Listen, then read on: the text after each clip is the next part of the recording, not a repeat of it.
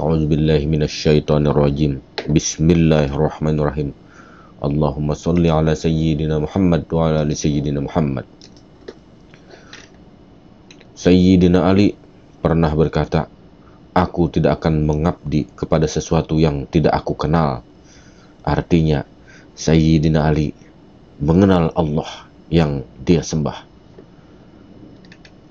Pernyataan Sayyidina Ali radhiyallahu an tersebut sesuai yang diisyaratkan dalam sebuah hadis qudsi dari Ali bin Abi Thalib. Rasulullah sallallahu alaihi wasallam bersabda bahwa Allah telah berfirman, "Barang siapa berharap kepada selain aku, berarti tidak mengenalku. Barang siapa tidak mengenalku, berarti tidak mengabdi kepadaku.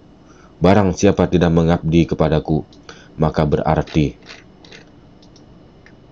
menjadi wajiblah kemurkaanku. Barang siapa takut kepada selain aku, halal baginya pembalasanku." Mengenal Allah subhanahu wa ta'ala, ma'rifat kepada Allah, sama mudahnya dengan mengenal diri kita sendiri. Yang susah adalah ketika semua harus serba ada dalil, dan ketika ada dalilnya malah sibuk mencari alasan untuk mengatakan dalil tersebut tidak sah atau palsu, walaupun sudah nyata-nyata dalilnya sahih. Zikir kepada Allah itu adalah makanan bagi jiwa atau roh, dan memuji Allah itu menjadi minuman jiwa, sedang malu kepada Allah menjadi pakaian bagi jiwa. Tidak ada lagi kenikmatan yang lebih utama daripada zikir hanya kepada Allah, dan tidak ada lagi nikmat yang lebih utama daripada berhubung dan bermesra dengan Allah. Pemahaman tentang Nur Muhammad adalah pemahaman dasar dalam ilmu ma'rifatullah yang wajib dipahami oleh semua umat. Jika tidak paham hakikat Nur Muhammad, maka tidak akan bisa mengenal Allah, dan pada pemahaman yang mendalam pasti sesat dan menyesatkan. Hasil minimal bagi seseorang yang telah mengenal diri sebenarnya diri adalah tidak lagi mampu mengkafirkan orang atau mengatakan sesat kepada orang lain, dan sangat jauh dari perbuatan anarkis dan teroris. Seperti kita hidup di zaman politik seperti sekarang ini. Karena aku ada pada dirimu, dirinya, diriku, diri mereka. Muhammad itu nama atau sebutan untuk makhluk yang selalu memuji dan mengagungkan Allah. Muhammad itu simbol atau lambang atas segala ucapan dan perbuatan yang baik-baik, karena hanya menerima ilham jalan ketakwaan saja dari Allah subhanahu wa ta'ala. Muhammad itu hidup dan tidak pernah tidur. Muhammad itu bukan Nabi Muhammad bin Abdullah yang pernah hidup di negeri Arab. Namun, beliaulah yang memperkenalkan Muhammad. Nabi Muhammad memperkenalkan Muhammad. Muhammad itu ada pada diri kita, diriku, dirimu, dirinya, dan pada diri mereka. Maka kalimat syahadat pun berlaku sepanjang masa, karena Muhammad pada diri sendiri adalah Rasulullah bagi diri sendiri yang tidak berhenti menuntun ke jalan ketakwaan. Asyhadu an la ilaha illallah wa asyhadu anna aku Muhammad, mengakuan pada diri bahwa diri Muhammad terus menerus kita lakukan setiap hari. Iblis itu nama atau sebutan untuk makhluk yang selalu berbuat ingkar, fasik, maksiat dan lalai dari memuji, memuja dan mengagungkan Allah subhanahu wa ta'ala. Iblis itu simbol atau lambang atas segala ucapan dan perbuatan yang buruk-buruk, karena hanya menerima ilham jalan kefasikan saja dari Allah subhanahu wa ta'ala. Iblis itu hidup dan tidak pernah tidur. Iblis itu bukan iblis yang hidup atau disebut dan diceritakan dalam Al-Quran yang dahulunya pernah menggoda Nabi Adam alaihissalam, sampai akhirnya Nabi Adam alaihissalam tergoda dan dikeluarkan dari surga. Iblis itu ada pada jiwamu, jiwanya, jiwa kita dan jiwa mereka, yang dikendalikan oleh nafsu. Maka kendalikan nafsu agar iblis tidak bisa mengendalikan. Walau iblis tidak pernah berhenti menuntun nafsu ke jalan kefasikan sampai akhir zaman. Muhammad dan iblis itu ibarat dua sisi mata uang yang saling membutuhkan dan harus ada. Muhammad untuk mewujudkan segala ucapan dan perbuatan kebaikan, sedangkan iblis untuk mewujudkan segala ucapan dan perbuatan keburukan, yang artinya setiap manusia pasti pernah melakukan kebaikan dan keburukan. Namun ucapan dan perbuatan Muhammad dan iblis adalah kehendak Allah Subhanahu wa taala. Sayyidina Ali bin Abi Thalib radhiyallahu an berkata, tidak sah salat seorang melainkan dengan mengenal akan Allah. Di dalam perjalanan ma'rifatullah, mengenal akan Allah, maka dimulai dengan mengenal akan diri sendiri, diri yang sebenar-benarnya diri. Sebab diri yang dikatakan sebenar-benarnya diri itu yang memiliki hubungan langsung dengan Tuhannya. Tentu bagi mereka yang sudah paham tentang ma'rifat, telah mengetahui yang mana diri yang harus dikenal itu.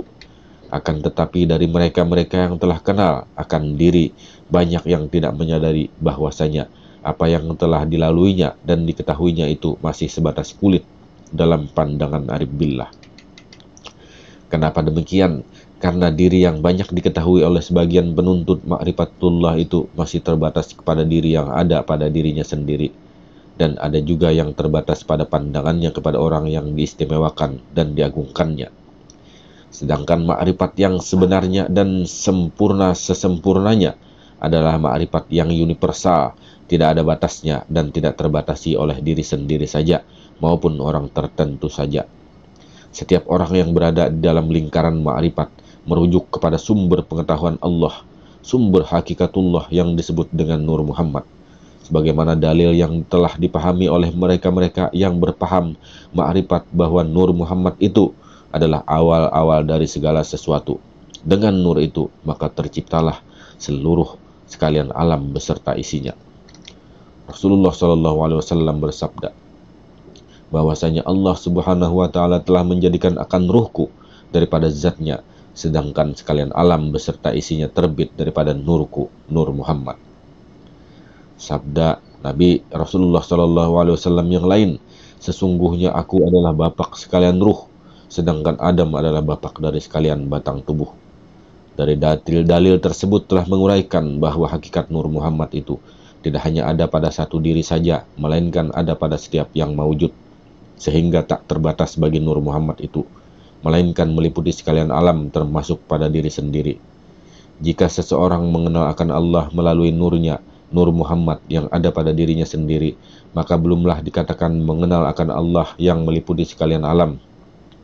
Begitu juga jika seorang mengenal akan Allah melalui nurnya, Nur Muhammad, yang ada hanya pada orang-orang tertentu yang diistimewakannya dan diagungkannya dari diri ustadz-ustadznya, guru-gurunya, syekhnya ataupun mursyidnya, maka sesungguhnya ia masih terhijab oleh sesuatu yang dipandangnya.